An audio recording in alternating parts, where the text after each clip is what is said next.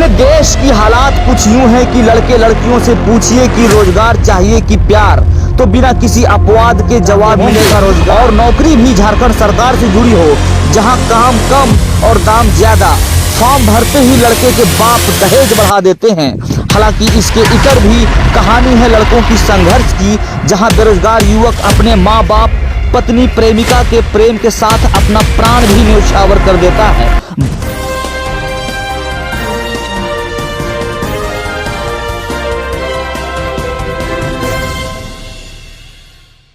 अपने देश की हालात कुछ यूं है कि लड़के लड़कियों से पूछिए कि रोजगार चाहिए कि प्यार, तो बिना किसी अपवाद के जवाब मिलेगा रोजगार, क्योंकि रोजगार में ही प्यार समाहित है।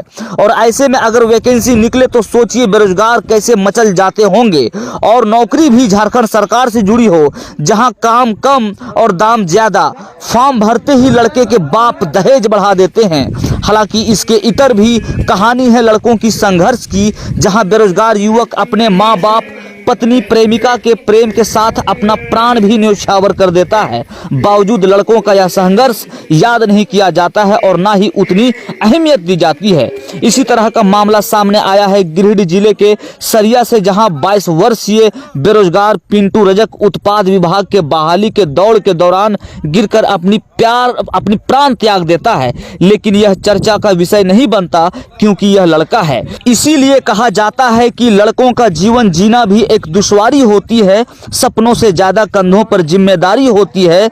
दुनिया भर का दर्द समेटे रहते अपनी मुट्ठी में, घर में सबको खुश रखते, खुद तपते रहते भट्ठी में। जब बात सुकून की आती है तब उसका नाम नहीं होता, पर बात अगर तानों की हो बिन उसके काम नहीं होता।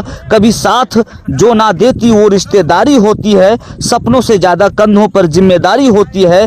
माँ की दवा, बहन की शादी के ही सपने रह जाते। प्यार मोहब्बत के चक्कर में गिरते, खुद ही संभल जाते।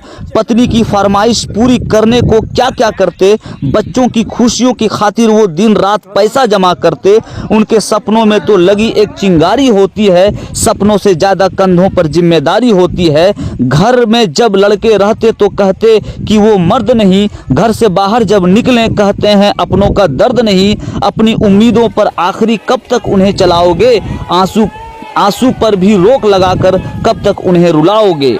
लड़कों का जीवन जीना भी दुश्वारी होती है। सपनों से ज्यादा कंधों पर जिम्मेदारी होती है। और इस प्रकार इन्हीं कहावतों को चरितार्थ करते हुए अपनी माँ की दवाई के खर्च की जिम्मेदारी, अपने बूढ़े पिता के अस्पताल के बिल की जिम्मेदारी, बहन की शादी के खर्च का जिम्मेदारी और अपनी महबूबा की प्रेम की जिम्मेदारी को निभाते हुए इस चढ़ती जवानी में पिंटू ने इस दुनिया को कह गया फानी।